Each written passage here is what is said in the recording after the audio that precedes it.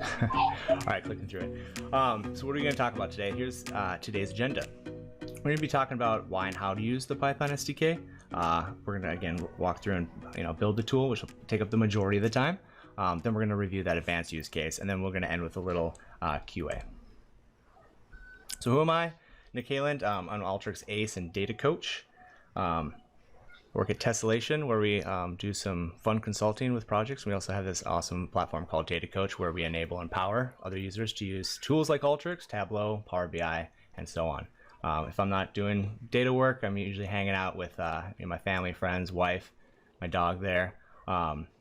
Otherwise, I'm rocking maybe the bolo tie that Tom 3D printed for me for when we co-presented in Nashville together. With that, I'll kick it over to Tom, and he can get a little background of him too. Yeah, so I'm Tom Larson, and I work at ABB. I'm a business analytics manager there, where we work a lot with the internal audit department, and we use Alteryx to build our data flows, particularly from SAP data sources, and deliver them to both auditors as well as some of our business customers. When I'm not working, I'm usually either coding as a bit of a hobby of mine, or I'm just hanging out with the family and playing with the girls. Very cool. And rocking all the Python SDK projects at all times. So let's get into it. The Alteryx Python SDK. So that stands for the Software Development Kit. What is it? It's a Python extension module that provides users the ability to write custom Alteryx plugin tools using Python. So this means that you can use the Python SDK to access code elements of the Alteryx engine framework and basically leverage Python in an Alteryx environment. So that's the definition, and let's get into exactly what that looks like in practice. So with that, as you probably saw, I'm trying to utilize as little memory and stuff in non-applications to stream this today. So I did do a little recording of the video here of what something like that looks like in practice with a Python SDK tool when it's done. So first things first, what you do is you start by installing an already built Python tool, which is packaged up in what's called a YXI file. So that stands for an installer file.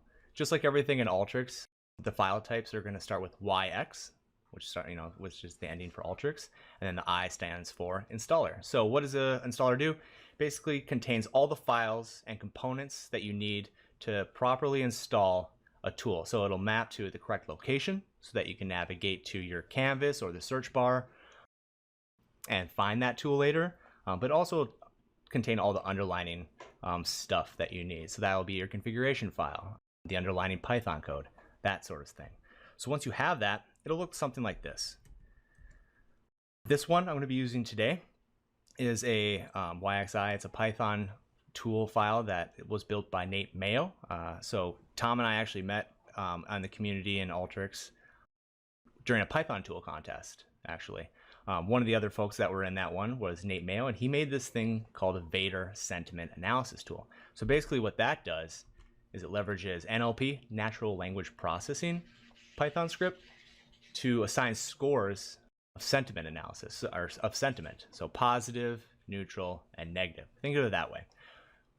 Once he was done with that, it was as simple as, now we have this file that anyone can drag onto their canvas or double click, and then Alteryx will open the file, and then they can just straight up start using it and start doing NLP, hopefully in a way that they understand. But once that's done, they're able to do it. So let me just show you exactly what something like that looks like. So again, you have the file. Dragging most files, you can just put it onto the canvas on Alteryx. It'll launch the installer, as you see here. He gave it a nice logo there with the Darth Vader helmet. It'll take about a minute for this one to install. Might be faster or slower. Again, sometimes it depends on either your internet speed or maybe how much memory you're using. But once it is installed, like we see here, you can go ahead and search for it, and you can bring it on your canvas. So what I did here is using the text input tool. I just added, 2 things. Basically, Alteryx is awesome, and I hate doing repetitive work. And let's see what that looks like when you run that through the tool.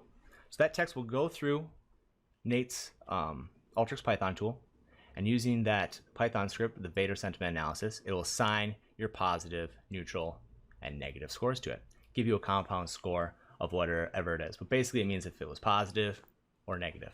So that's kind of what the end goal is when you're creating these Python tools. It's kind of a way to enable and empower people to use Python in a way that's a little lower barrier than pulling up PyCharm and inventing a new script yourself.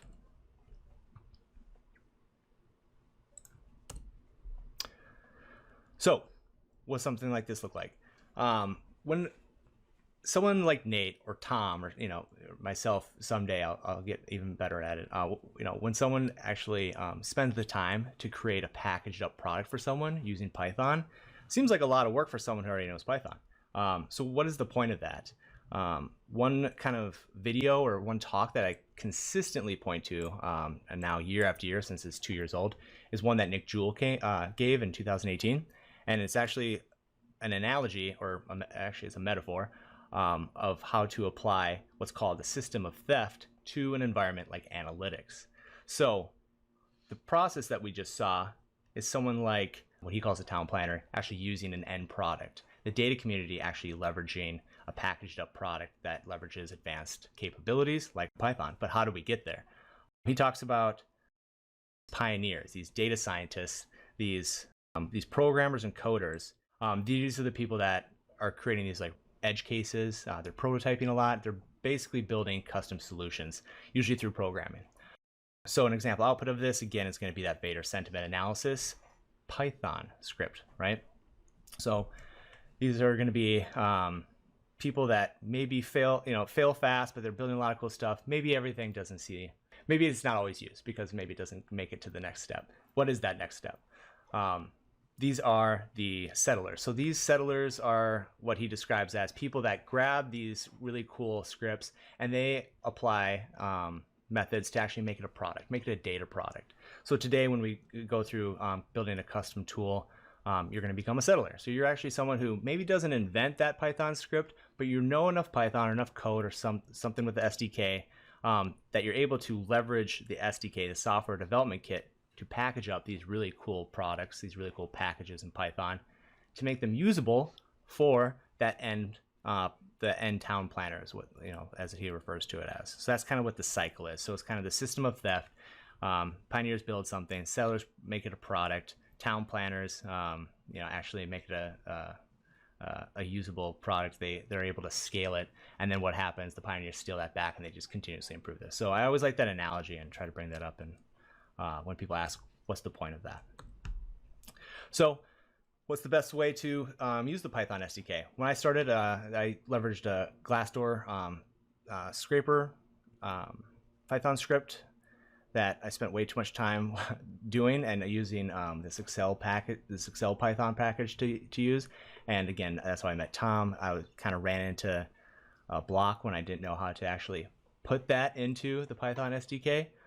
So he helped me kind of figure that out right away, right when it was first getting kind of established. So my question at that point was, let's see what's the best company to go work at or something. So that's how you can scrape reviews off of a website and make that accessible to other people. When Tom and I were looking at doing this project, we're like, okay, what's a good question to ask? Admittedly, we kind of researched some fun projects and then found a really cool Python script to use, and then we asked the question around it to kind of leverage that. But in general, the best thing that you could do if you're going to get into Python or get into Python SDK work is to find a fun project that you're passionate about and then try to solve that using Python. But for today, for our use cases, we're going to answer this question: when is Mars closest to Earth? Okay, so that's the top level question. In our research, we ended up discovering that it's more likely a question around what is the right ascension and declination point in the sky. Okay, if you're confused, don't worry, we certainly were too. We are not celestial coordinate experts by any means. We're not going to try to explain why you should use these techniques that have existed for decades. We're not going to go into that today. But what we can do is source a bunch of smart people that have put together these explanations and put some visuals on there. So what we're going to do, again, is ask how close is Mars or a celestial object to Earth at any given location on Earth. and at any given time. So basically it's going to be 3 inputs to that question: latitude, longitude, and time. Okay.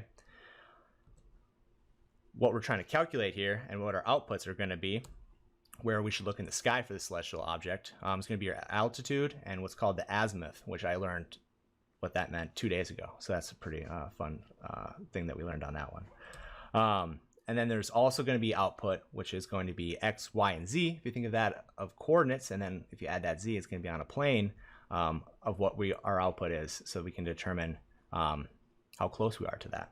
That's through the research that we made after finding the script, because we weren't going to try to calculate that math all ourselves. Even with Alteryx, that would have made our head hurt, I think, a little bit. So what we ended up doing is we ended up finding Skyfield, of course, build a question around that. It's a really cool Python package built by Brandon Rhodes that does this for you in a Python package. So with that, Skyfield, Python script, plus Alteryx, and we'll see here Tom, and a healthy dose of Alteryx documentation when we're looking at the Python SDK and the HTML documentation. And then we're going to be using preferred IDE, what's called PyCharm. So that's going to be actually able to use the Python SDK, put the Python script into it, and then we're going to see those results updating live in an Alteryx Designer environment. So hopefully that was a little pretty okay background on that one. I want to spend most of the time on the demo and all that. So with that, I'm going to kick it over to Tom. So let me make sure we can see Tom's screen. Cool. All right, I will start sharing. And what we are going to do is we are going to build this completely from the ground up. So this should be a lot of fun. There's a lot of steps, and you're going to see me struggle with some of them, I'm sure. And so my starting point for building a new tool is usually to take an old tool that I've already built, copy and paste it, and then start changing it. And then as Nick and I were talking a couple of days ago, as we were going through this, the idea came to one of us that, maybe it's a good idea that there's like a template, which for some reason never occurred to me before that day.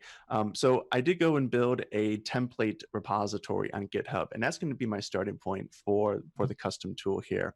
And I've set it up as a template repository. So this is something that you can also go and use yourself. It's a publicly available repository on GitHub, TLR7572 and Python SDK template.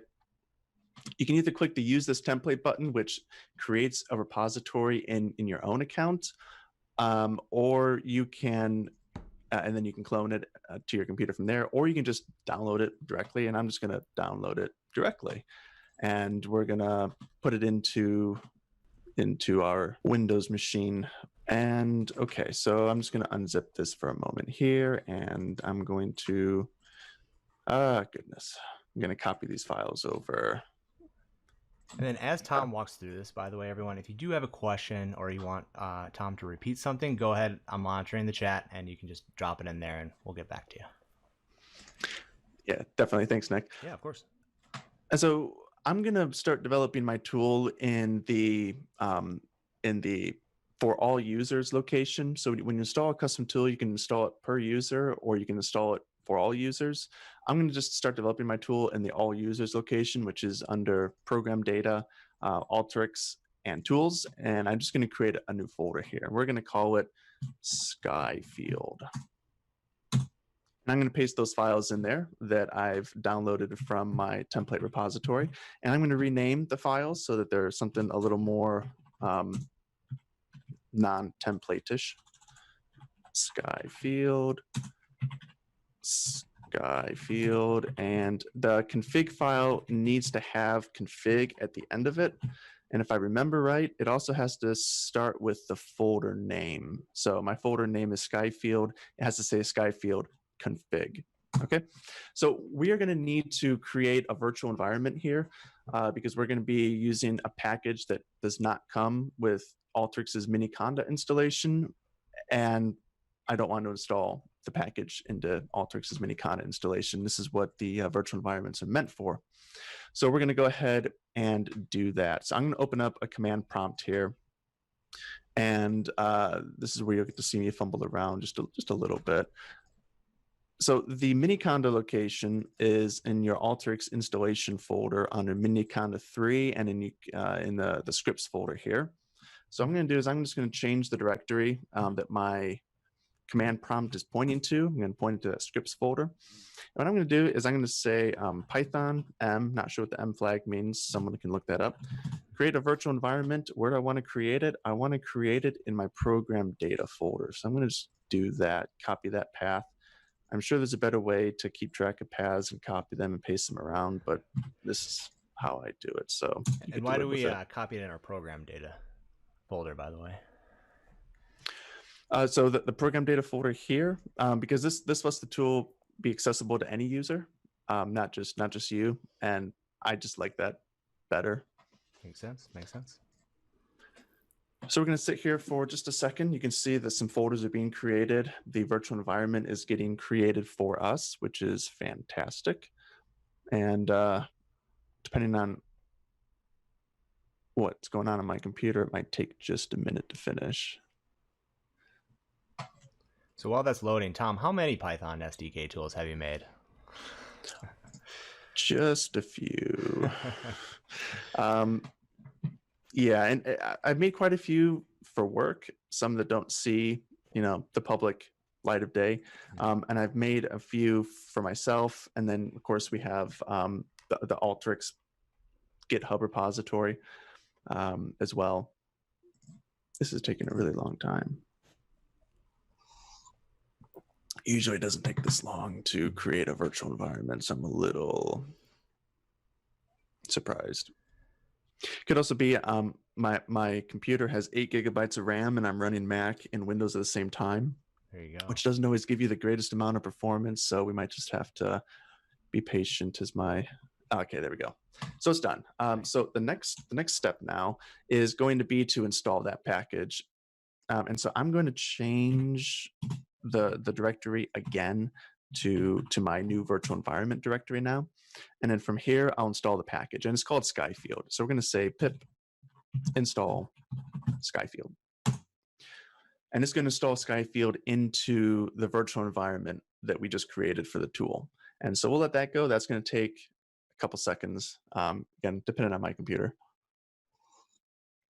On my wish list is one of the new MacBook Pros with like 32 gigabytes of RAM. So I can actually have a decently fast Windows machine when I have to. I know a couple people with that elusive 32 gig computer setup. I'm very jealous. Yeah, they have deeper pockets than I do. All right, so our package is installed, and that's fantastic. So I want to make note that we've installed that package. Part of the template files includes this requirements.txt file, and this is a list of all the packages that you need to run this tool. And when you install the tool with the YXI installer, Alteryx will create the virtual environment for the tool and then import or install all of the packages that are in here. So for each custom package, something that doesn't come with Alteryx's Miniconda installation, you need to put those in here so that you can distribute them later. Cool? Cool. All right, I think we're done with the command line at this point. So our first step is going to be to open this up in PyCharm, and we're going to start configuring the tool a bit. So let's go ahead and do that. I'm going to open up and that folder. So this is PyCharm, by the way. And what is PyCharm? What is an IDE? So, yeah, integrated development environment. It's a software tool that helps you make software tools. Very meta. It's a fantastic tool. It's made by JetBrains, and JetBrains is, of course, the maker of the IntelliJ IDE, which is big in the Java world. I use it for Go programming. They have one called GoLand for that, and they're all kind of built around the same architecture. Quite nice. They use a lot of memory, but they're quite helpful. They do things like autocomplete. You can do refactoring, and they help you. They help me program faster. Some people like using a text editor like Vim. but I've never really been that hardcore. Someday. All right. Someday. We got another question in here too, by the way. We got, what's the benefit of the Venv? Why not install into Alteryx's Miniconda instance? Yeah, that's a good question. I have done that when I built the streamer tools. I did just install the packages I wanted into my Alteryx installation, but the Venv does keep it cleaner. And I believe if you upgrade to a new Alteryx version, I'd be afraid that that gets wiped out and replaced with a new Miniconda install, and then you lose the packages that you've installed. Whereas the Vens that live in the tool folder will persist over multiple Alteryx installations. I could be speaking a little bit out of turn there. I don't know for sure if Alteryx wipes out the Miniconda installation, replaces it, but that would be my fear. It also keeps your Miniconda installation clean, and yeah, I don't have a whole lot to say about that. Makes sense. We'll Okay. accept personal preference too. Yeah, and that might be a lot of it. Personal preference is a good thing too. Cool. It could be also something, as I think about the reason you use virtual environments for other Python projects is package dependency. You might need one package that uses a certain version of another package, and then you have another project that uses a different version of that package, and they can conflict, and the virtual environments let them be isolated so they don't conflict with each other, and each tool can use what is best suited for that purpose. Does that make sense? I think so. Cool. We got a thanks. All right, cool, awesome. So we're going to configure the tool using the Skyfield configure. What Alteryx does when it first loads is it looks in this program data folder, and it looks for all the folders in there, and it looks for these config files to determine how to instantiate that tool, and where to go for the files. So the engine, of course, is Python, and we have to point it to our Python script, which in this case is just going to be our simple Skyfield file. The HTML file, which is going to be the GUI for today, is going to be skyfield.html. And I just like to use the folder name for all of these as kind of my baseline. That way I don't have to keep too many names in my head. We're going to call it something like Skyfield demo. Whatever name you put here is the name that it shows up in the toolbar in Alteryx. So give it a nice name, whatever you want there. We can give it a nice description, which also shows up when you click on the tool in Designer.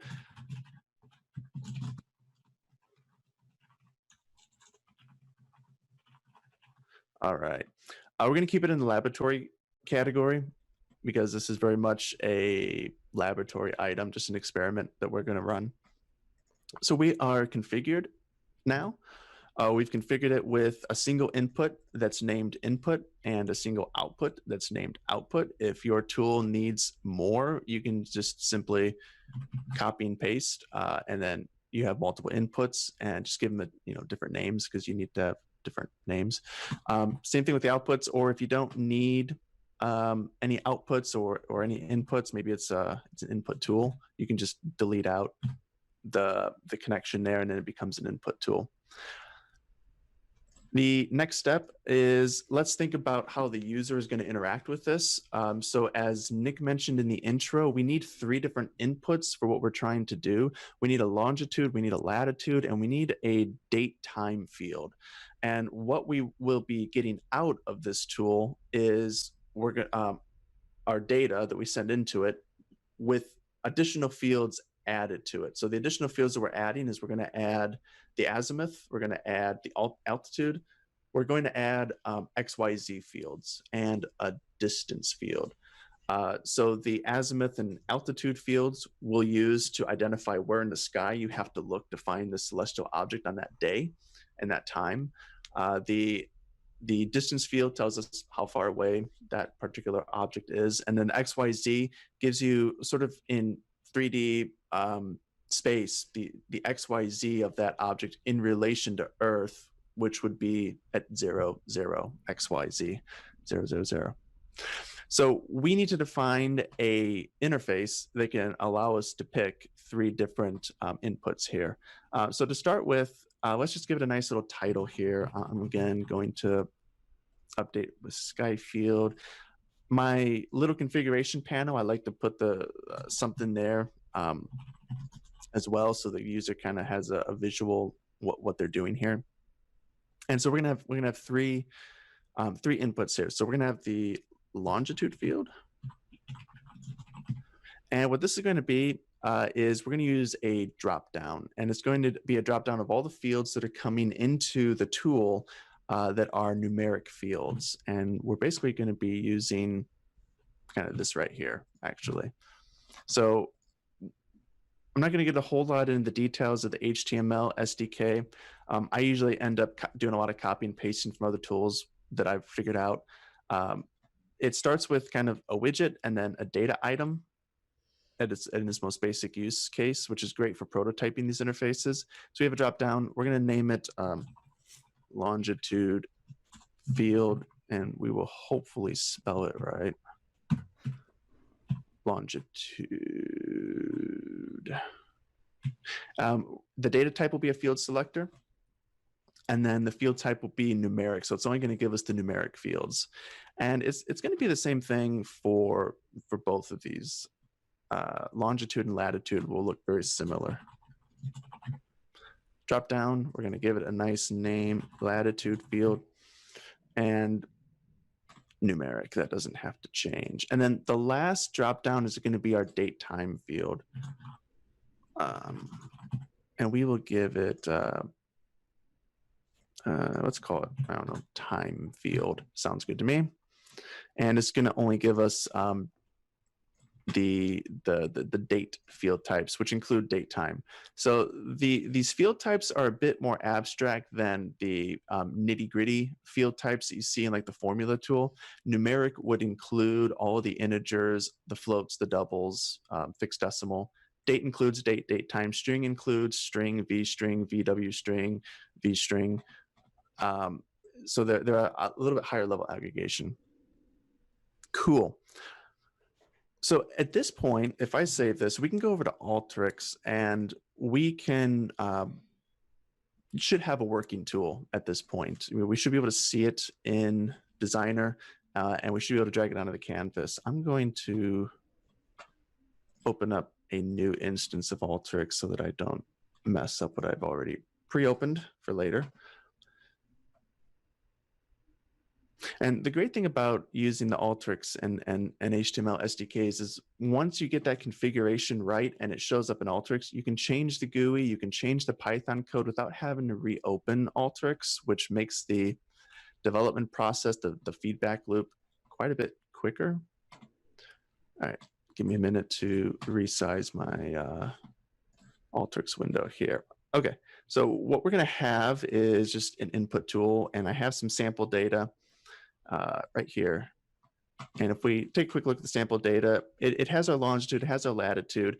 This is actually, I think, if I did this right, it should be Raleigh, North Carolina's longitude and latitude, so mine. So if I want to go out and look for Mars or Jupiter or the moon, this would tell me, for me, where to look. And then, of course, a date time. And I had 2 years of dates in here, 2020 through the end of 2021, and then a couple of other fields that are in here that might be descriptive fields. So if we come in here, we should see we have the Sky Field demo tool right here. You can see our name, you can see our description, and we're just going to drag it in here. And if we did everything right in the HTML level, you see that it's rendered our GUI. And it's rendered it with the little box with the label that has our tool name in it. It's only giving us the numeric fields when I want to select longitude and latitude. So this is all looking good. It's only giving me the date time fields. Not sure what's up with those bad field types, but we'll just move on from that. So it's good. At this point, our tool is in Alteryx. It has a super basic engine. So the template is set up so basically it just passes all the data through. If I didn't mess anything up, we could just run it and we see that what comes into the tool is exactly what comes out of the tool. So nothing really too special there. So what we're going to do is change the code of the Python example template to actually do something more interesting than just pass data through. And that's going to be in our skyfield.py. And again, this is the template file that we renamed. So the Python SDK objects that you're going to be interacting with, there's two main objects. You have this AYX plugin class that has to be in, I think it has to be even named that exact name. And this is really the main entry point. When the Alteryx engine goes to instantiate this tool, it looks for this class and it creates it, and it runs whatever is in the constructor, which is here, and then it immediately initializes it with the XML configuration. Where does that XML configuration come from? It comes from the HTML SDK, right? So if we come in here and we look at the XML of our tool, we can see that it's rendered the longitude field, the latitude field, and the time field. And these names of these elements come from the name that we put in here.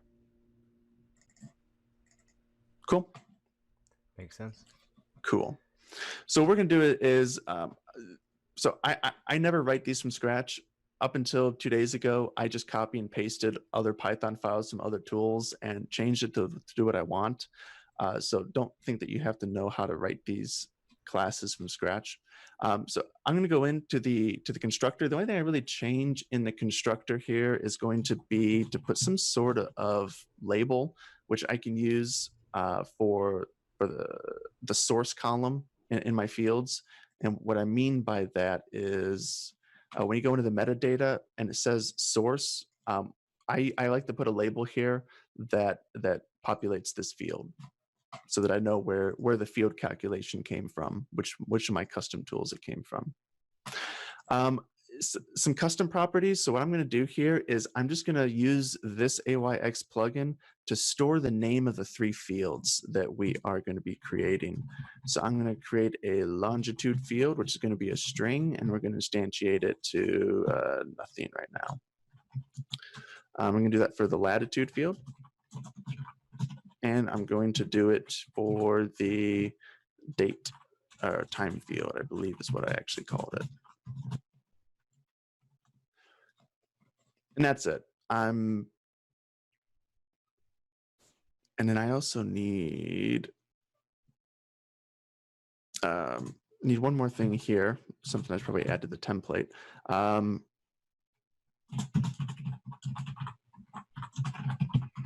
So I'm just gonna create our output anchor here. Again, it's just none. We're gonna instantiate this in the initialization, but we do want to put it in the constructor so that the PyCharm knows about it and other tools know about it.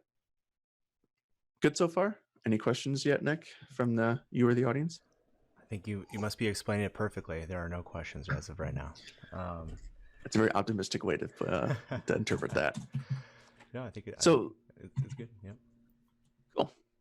So the next part then is once Alteryx instantiates our plugin class, it initializes it, and it's almost one right after the other. It creates the class, then it calls this initialization method, and it gives us the XML text. Now, the thing that I like to do right away is to parse that XML text into a more usable data structure.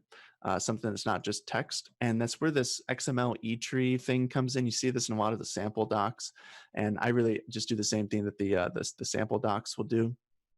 So we're going to create this XML parser that creates a parser from that incoming configuration, and then we're just going to extract out the configuration values from that parser. So we're going to say the longitude field is going to be equal to our XML parser. It's going to find the longitude. Cannot spell that word today. It's going to find the longitude field tag, and it's going to give us the text from that tag, the inner text. I'm going to do this as well. It's a little bit verbose, but that's fine. So if for some reason we're giving an empty configuration or a configuration that doesn't match, we're just going to default to a blank string. We only pull out the text if it actually contains this tag in it. If that makes sense. And we're going to do the same thing to the latitude field. And does that prevent Right. errors, or what's that? Just best practice, Tom? It's what the Alteryx sample docs always did, and I've always done it and never questioned it. Fair enough.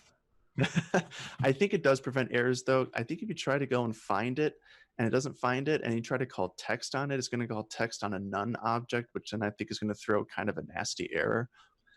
So what this will allow us to do is just keep these blank if the configuration is invalid, and then we can check the configuration after we extract all of its values and send a more user-friendly message. And we'll see that in just a moment here. I'm going to blow those away. All right. Make sure that time field, is that the right name? It is the right name. Okay, good. So now that we've extracted all of our configuration settings, we can do that validation check. So if the longitude field is empty, or the latitude field, and it helps if I use the right operator. Self.latitude is equal. Wow. This is why it takes me a long time to code, because I don't type well. So if any of these are empty, then we are going to send out an error message, right? And the template that I use always has display error message method added and a display information message added, because otherwise what you'd have to do is you'd have to use this same function everywhere, where you have to call the Alteryx engine, call the output message function, pass it the tool ID, pass it the message type, and then pass it the text. And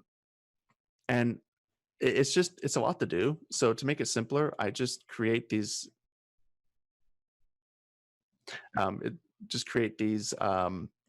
these helper functions, and then makes it a little bit cleaner. I like it a lot better. I remember exactly the right syntax to use. It's a lot easier of a syntax to remember. What are we going to send? One or more parameters was not provided. All are required. Something like that. I'm sure you guys can come up with a much better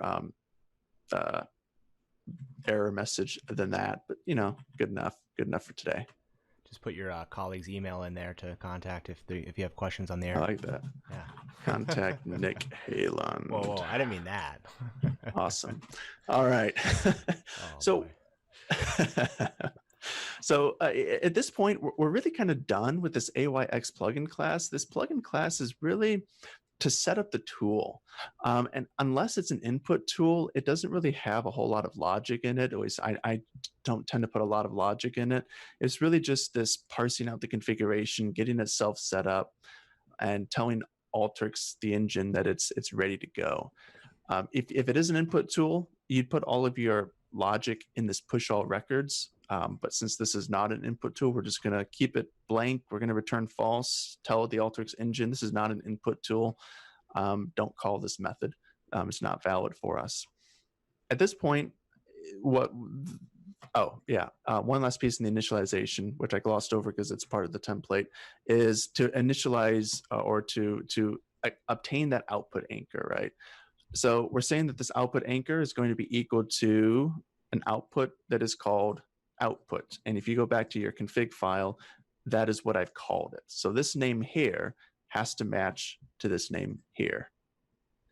Okay, now that the configuration is done, we can do the next piece, which is really this add incoming connection. If we're a tool that accepts data, we have to provide an incoming interface back to the Alteryx engine. And it's the incoming interface the Alteryx engine is going to push data to. The incoming interface will have your logic and will push data out from it. And that's down here.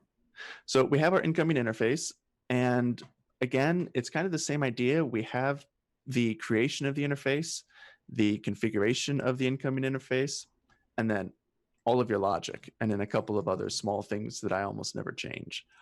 So that's what we're going to do here. As we think about what we're going to be doing in this tool, we're going to be bringing in data into this tool, and we're going to spit out that same data. It's going to be the same fields, it's going to be the same data, and we're just going to spit it out to the next tool, but we're going to add some columns to it. And so what we're going to do is keep a reference of the information, or the record information that's coming into us, so the fields and what field types are coming into the tool. We're going to have an output record info, which is going to be the fields and the field types that we're pushing out to our downstream tools. We're going to have record creators, and we're going to have a record copier as well to facilitate the copying of the data. We also want to add in some of our other fields. So we are going to want something like an altitude field, which is going to just be a field. We're going to want an azimuth field, which I'm going to abbreviate, even though it's probably not a good idea, just for clarity purposes, from a readability perspective. A distance field. And again, here we're just defining them. We're not actually instantiating. We're just saying they will exist in this class, but we're not giving them any value at this point. And I also want an X and a Y and a Z field. Self.Y field, and this is going to be the 3D space coordinates of our celestial object in relation to Earth. All right, so we have, cool, by the way. It is pretty cool, yeah. I like saying celestial objects. Absolutely. Makes me feel fancy. So we have our incoming record info. This will be our outgoing record info. These will be the fields that we're going to be touching and adding data to. We have our creator, and we have our copier, which were part of the template file that I use. So now we actually go to the initialization process. The initialization process is where we set up the configuration for our incoming interface, and then we tell the downstream tools what our outgoing data structure looks like. So right away, we're just going to save this record info in, which is the incoming record info that we're getting from the engine, what we are getting from our upstream tool, and we're just going to save it into the in info. And then because I'm just using that exact same data structure, just adding fields into it, I'm going to clone that into our out info, right? And at this point, we can add field definitions for these additional fields. And so we're going to do that. We're going to say our alt field is going to be equal to our out info dot add field. And this is where I need to go over to the Alteryx documentation. So I reference this a lot, the Python SDK. I can never remember these function signatures, so you're going to spend a lot of time here. So we have the record info, which is what we're dealing with here, and we want to add a field. What do we need to tell it? We need to tell it a field name, a field type, if it's a variable length field, things like size, source, description, all of that stuff. So we need name followed by type, name followed by type. Okay, so we're going to call this alt. Sounds good to me. I think that works. And it's going to be a field type dot double. This is case sensitive, and it should be lowercase, and I should point it to the SDK package as well.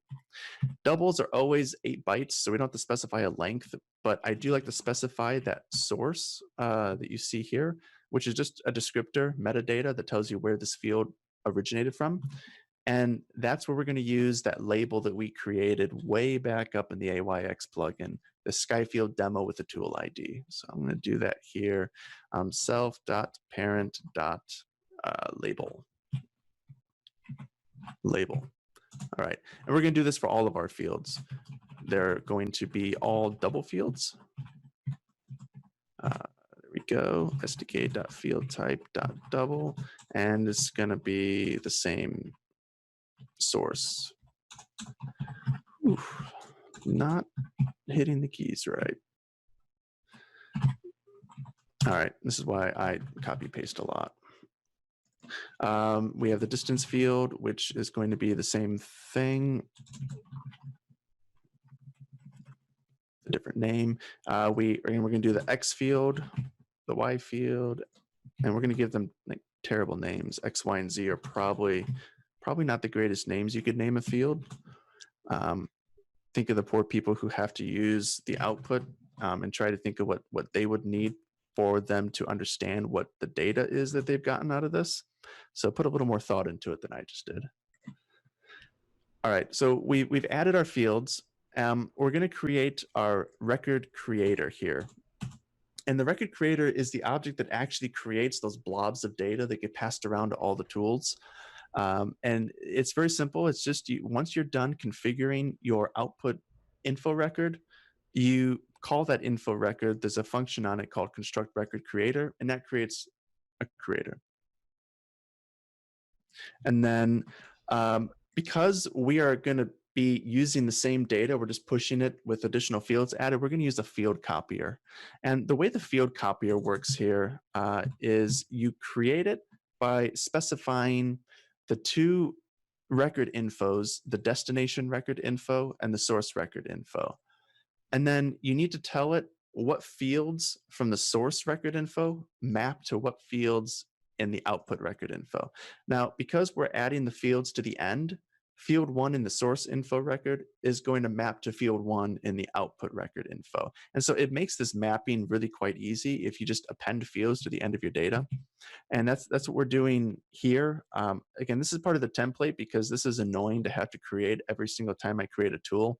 So to help me out, I just put it in the template. But what we're really doing is we're saying for each of the fields in the incoming info, add the mapping. It's a one-to-one mapping to the copier. And then we, this is a while loop, so we have to index it or increment it up one so we don't have a infinite loop here. And then this will run, and this will map all of my incoming fields to the first X number of outgoing fields in my output info. When we're done, we have to tell the copier that we're done adding. If you try to add a field after this point, it's going to throw an error. And then once we're done adding the mapping to the copier, we're going to initialize our output. So that output anchor that we created way up here in the AYX plugin, it's just sitting there. It doesn't have any metadata. It doesn't know anything about anything. This is where we tell that output anchor, this is what the data is going to look like that we're going to send out of it. It's this initialization function that we're going to do here. Cool? Good so far? Clear. All right. There are 3 more fields we're missing. We are missing the field references to our input fields that we need for the longitude, latitude, and time. So let's add those here. Let me separate those out a little bit. So I'm going to say the longitude field, which is again going to be an SDK.field. The lat field, which is going to be an SDK.field. And the time field. All right. And what we're going to do is we're going to save references to those fields from the incoming record info. And we need to know the name of those fields. And we know the name of those fields because we saved them here. And so the way that you do that is you can say that the longitude field is equal to the incoming info record dot field from, I think I did that wrong. Is that the right? Get field by name, not from name. So get field by name. And this is where we're going to point it to our longitude field text that we stored in our AYX plugin class. Good so far? Got it. Awesome. Do it for all 3 of these. And time. Okay.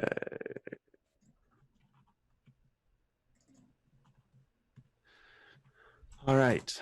So what these field references allow us to do is they allow us to extract these values, these incoming values, out of the incoming blob of data that we get when a record is pushed to our tool. And so that's what we're going to demonstrate here. We have our push record function, and this gets called every time data is coming to our tool. And we're going to first pull out those values. So our longitude is going to equal to our longitude field, and these should be a double. So we're going to say get as double, and we're getting it from the incoming record.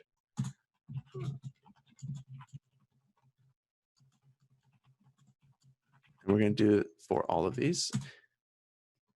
And now the last piece is going to be, we need a date time. And so what we're going to, I shouldn't use time, we're going to use at. So this is going to be a little bit tricky because there is no function in the Python SDK to get as a date. Dates are stored as text values, and so the best way to do it is to pull out the text of that date. And what we're expecting here is, so what we're expecting here is a format that looks like 4 years, followed by 2 digits for month, 2 digits for day, and then hour, minute, second. Yep. All right. Now the part that I always struggle with in Python is how to parse out the text, because there's a couple of different classes that do this. And I have a cheat sheet for this reason. These are things that I'll spend a couple minutes Googling before I remember them again. What I'm really trying, oh, I didn't cheat sheet that, did I? Yes, I did. All right, cheat sheet. This is probably one of the things I'd copy from another tool, another one of those. Make sure that we import date time here. And so what we're saying is we're gonna do a string pushing to time. Maybe that's what that means. And so we're gonna get that string value from our time field. We're going to parse it into a date using that date format. And then we have our date time value that we can use. So the next step is we have our inputs. We need to do something with a Skyfield package to calculate our outputs. And so this is the small piece where we actually interact with the other code. What we've been doing so far to this point is just to get the tool set up so that Alteryx can read it and Alteryx can interact with it. What we're doing now is actually using the inputs that we have to calculate something useful. And so Skyfield is a very comprehensive package. It can do lots of different things, calculate distances between celestial bodies, calculate where you need to look in the sky, things like sunset times, sunrise times, a lot of stuff there. And the way that you have to set up the code is quite peculiar. Nick and I spent a lot of time doing this as kind of a dry run. And I'm not going to spend a lot of time on it here because the exact details of what you do with a Skyfield package isn't super important to use in the SDK. You have to understand your package and how to interact with it. And that's going to be different from package to package. So I'm going to, again, go over to my cheat sheet if you'll just kind of let me do that here.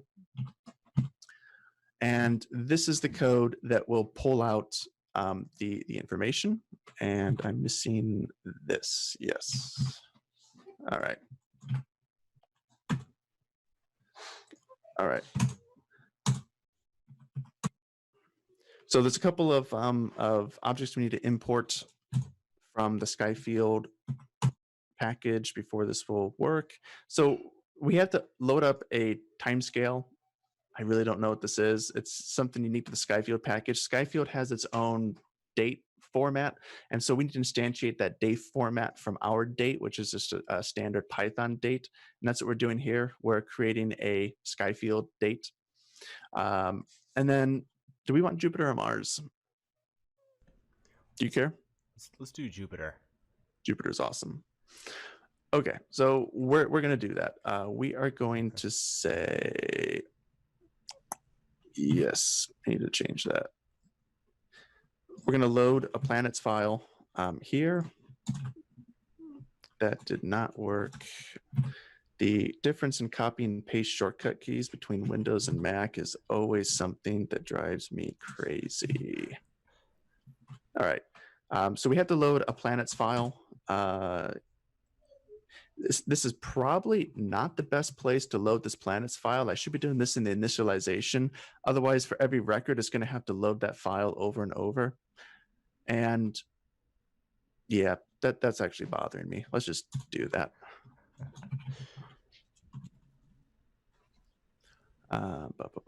So right before we turn true, self.planets is equal to, we're going to load this file. Don't even know what this file is. But you need it in order to calculate the distances and the azimuths and the altitudes. So now we should be able to refer to that object that we created. So it'll create it once for the tool in the initialization, and not every single time that we have a record, which will help it be just a little bit faster. So we're creating 2 planet references, Earth and Jupiter. And then we're calculating my location using our latitude and our longitude. And then we're saying at a specific time, date and time, observe Jupiter. And what we get back from that is this astrometric object that we can then convert to different frames of reference, might be the right way to put that, but don't quote me. We're going to use the apparent frame of reference, and we're going to grab the altitude and the azimuth and the distance. And again, I'm not by any stretch of the imagination an astronomer, and don't know if this is 100% right, but it looks good when we look at it in Tableau. So we're going to go with it. And we did do a lot of fun video watching to try to understand it the best we could, and those will be also in the description because there's some pretty nice videos out there about all this. Yes, absolutely. This was a fun package just to learn what we don't know from about astronomy. There's a lot that goes on there, and some of the brilliant people, like the guy who made this Skyfield package. Can you remember what's his name Brandon again? Rhodes. Yeah, man, must be a genius. Like, hats off to him. Yeah, it's really cool. But now Elon Musk will be able to use our Alteryx tool, and well, there you go. Use Alteryx to figure out where to shoot the oh my gosh, I should know the name of his new one. Falcon, anyway, the X? No, the new one. The new one. Just totally blanking there. Or if he needs to know where to aim his 10,000 nuclear warheads, this could tell him to exactly to do some. I'm going to back up a little bit. I apologize for jumping around, but I did forget to do something in PyCharm. You'll notice that it's not recognizing my Skyfield import. And it's because I think the project is set up to point to the Miniconda instance from Alteryx and not the virtual environment we created. So let me just set that up real quick. And you might have covered this earlier, but what's the advantage of setting up a new virtual environment versus... Yeah, we did cover that a little bit earlier. The big advantage there is to keep it cleaner. You minimize or you eliminate the chance of different package versions conflicting with each other, and you keep your Alteryx Miniconda clean, which is good. That's right. All right. Interesting. For some reason that didn't work. Let me try that one more time. Let me just show all. Let's get rid of that. I'm sure there's an easier way to refresh a virtual environment than that, but that's what I know. So I think when we first were doing this, didn't we even have to run it from command line? Or I don't know if it was Anaconda or command line or terminal that we had to actually import it through that method first, or? Yeah, the install had to do with the command line. I couldn't do it through the console down here, which was a little bit strange to me. All right, so now that I've told it has a new interpreter, it has to actually go through and update the skeletons, which allows it to do things like the code completion and code hinting. So that's going to take just a minute for it to go through the virtual environment that we pointed it to and collect all those skeletons. So you'll see some of these reds drop away These reds mean there's a syntax error of some sort, generally because it's because an import, it didn't see an import. And so when it doesn't see the import, it doesn't know about that object. And then if you try to reference it, it doesn't like it. Whew, okay. So we're going to give it a minute, and I'm hoping that all of my errors clear here.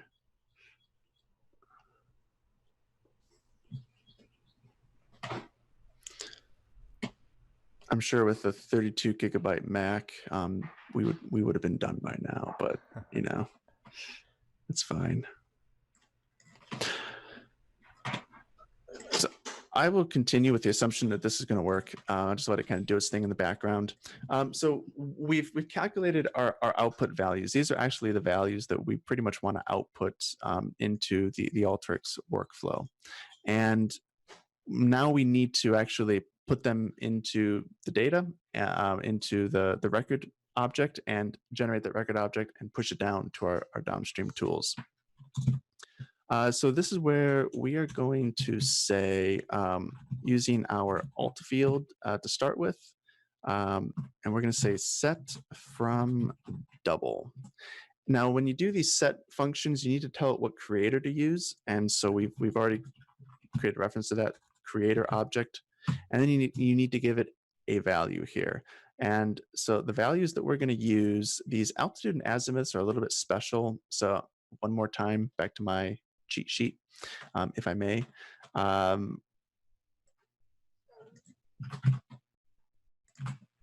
So we're going to pull out the altitude in degrees, and if it's greater than 180, we're going to flip the sign.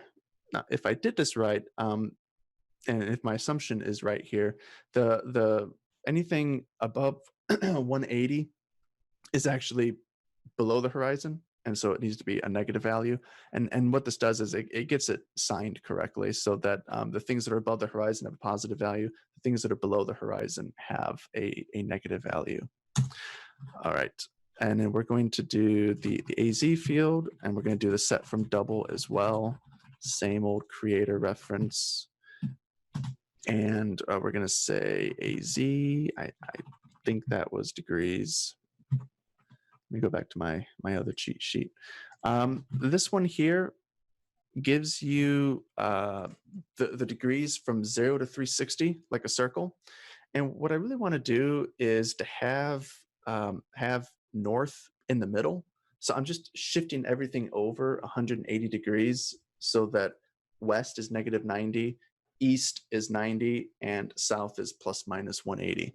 And that's all that we're doing here, just so it graphs a little bit nicer in the final product. Okay, self.distance.set from double.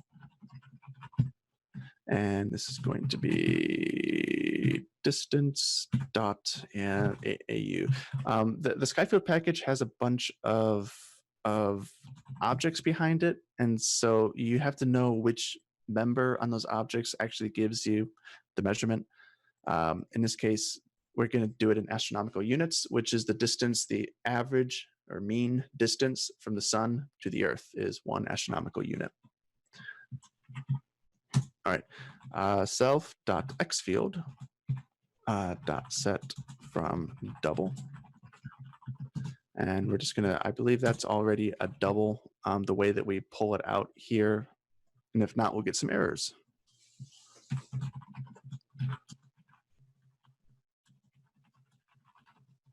And then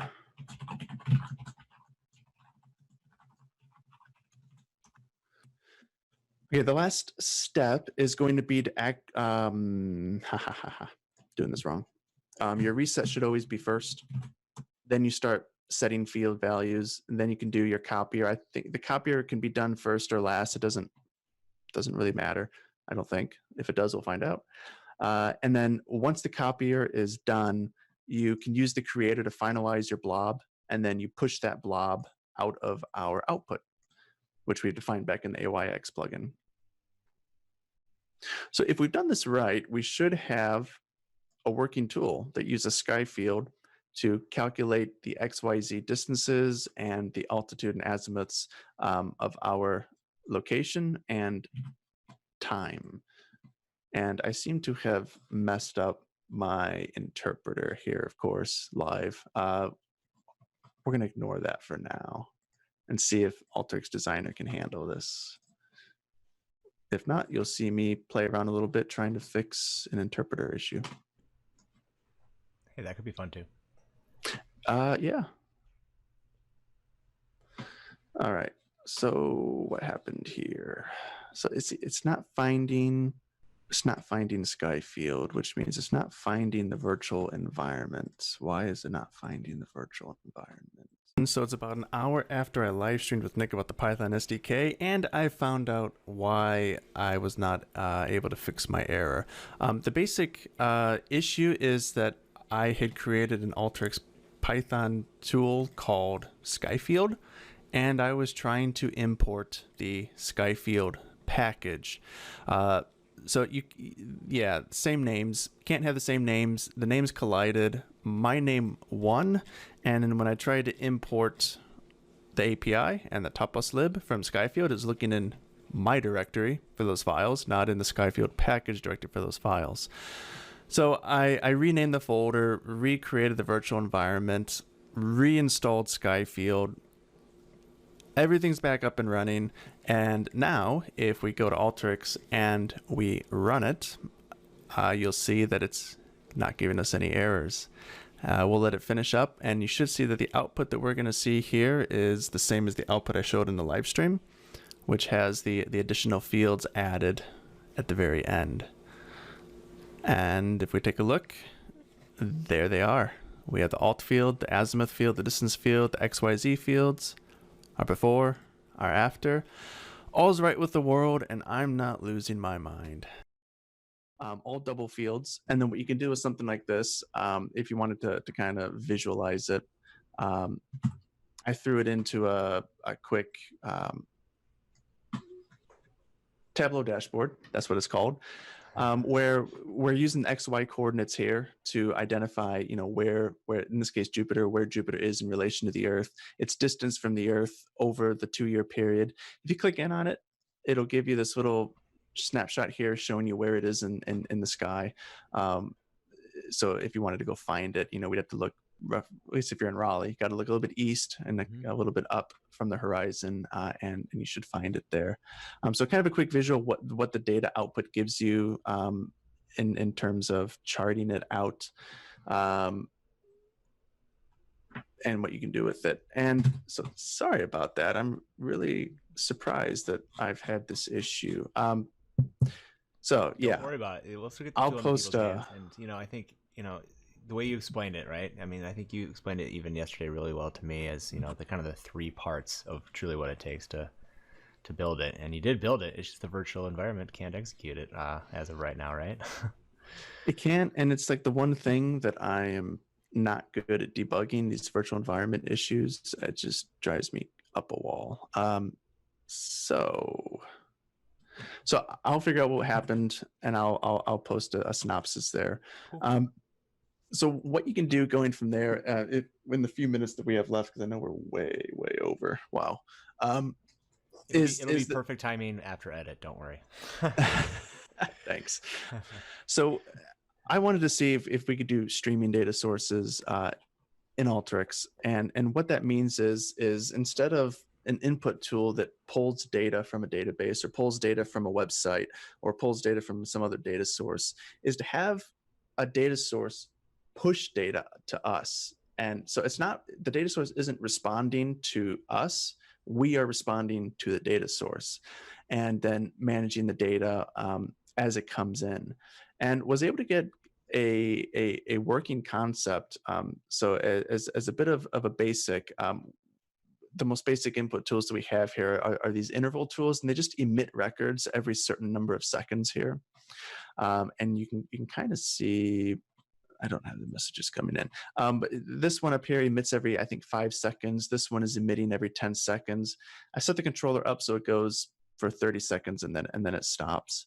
And so that was really cool. just because conceptually it worked. I was a little surprised the engine actually worked, doing this kind of a setup. Now, the problem is you need tools that don't block. And so tools like Summarize, that do pre-sorts, they actually block the workflow. They block the downstream tools from receiving data until they actually get all of the data.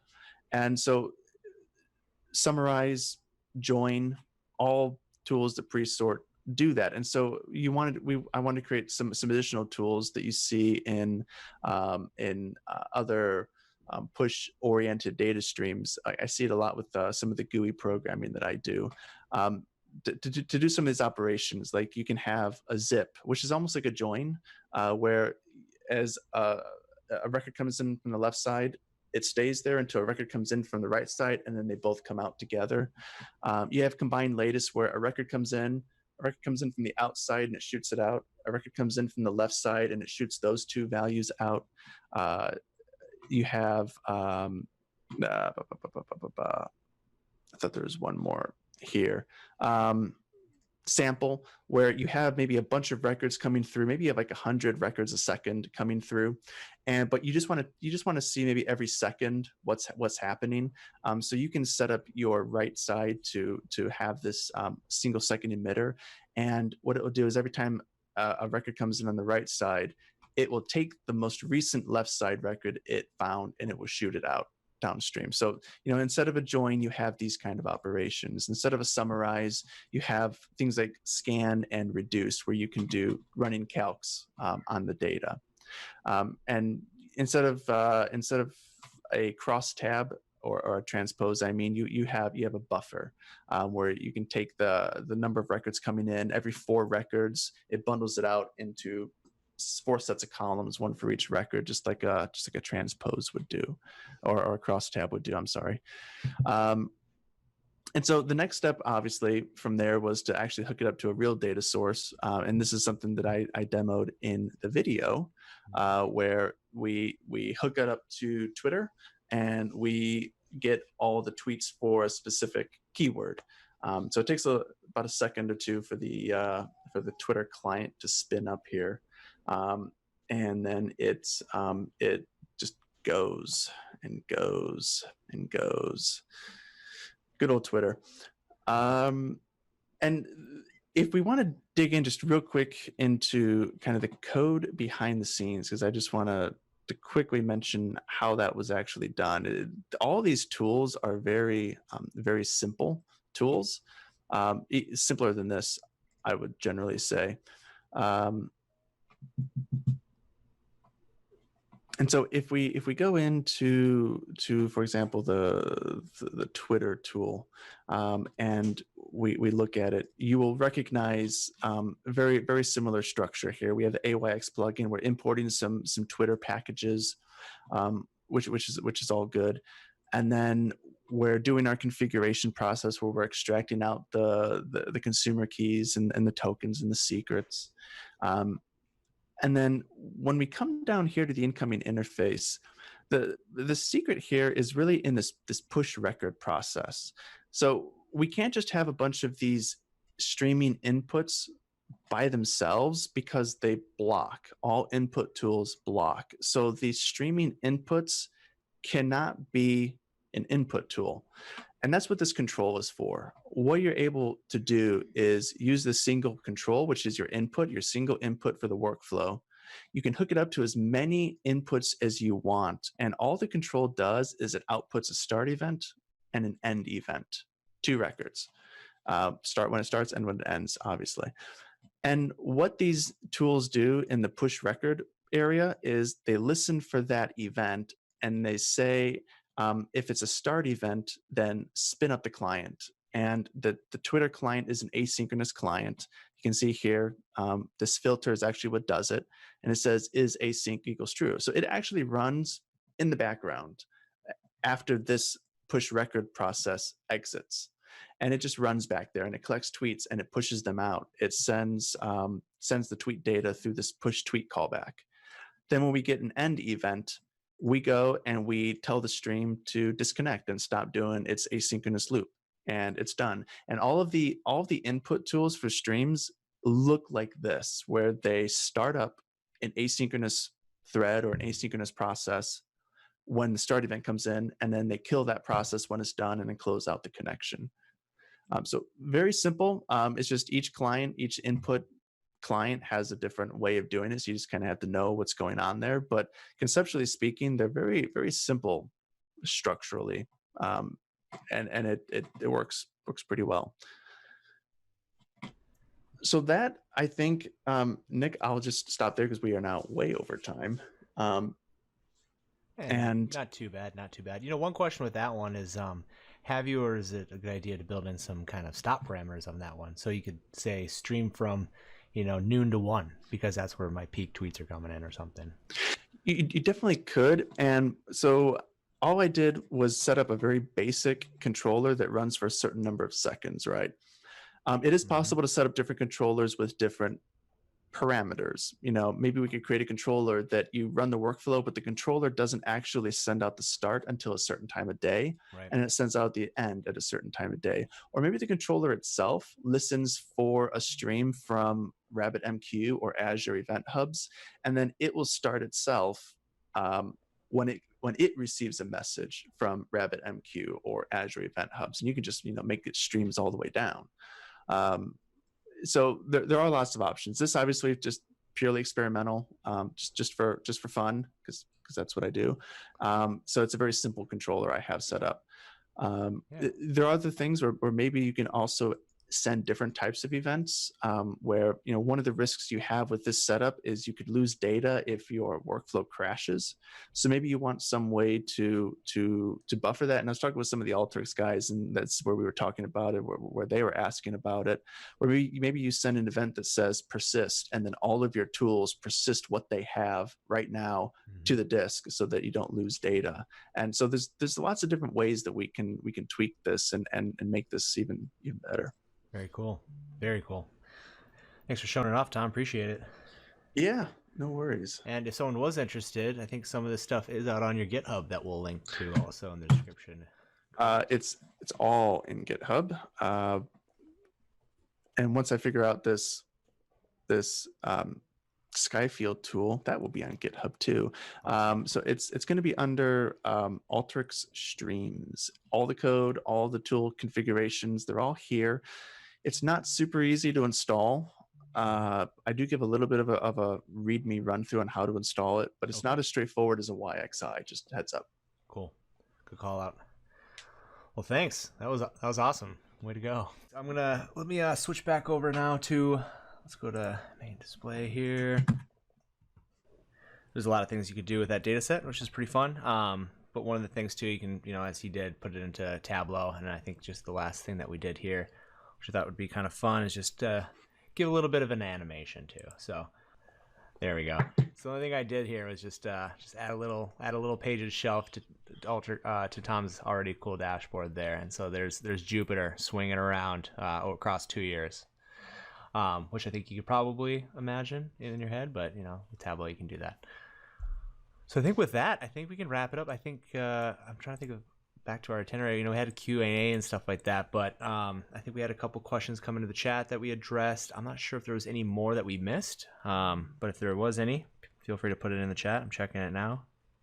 Yeah, and again, we'll hyperlink to the end solution tool, so you can use that and install it as a YXI. And debug about this virtual environment fun. But thanks everyone for joining now and watching in the future. Appreciate you coming along, and we'll do this again. We'll do a couple more Data Coach Lives, of course, and then kind of the model that we had today was invite a guest on who knows his stuff, and Tom's that person. So that was fun. Thanks, Tom, very much for joining us today. And happy to. Thanks, Nick. Yeah, and we'll build something fun in the future too. Well, thanks everyone. Everyone have a good rest of your day.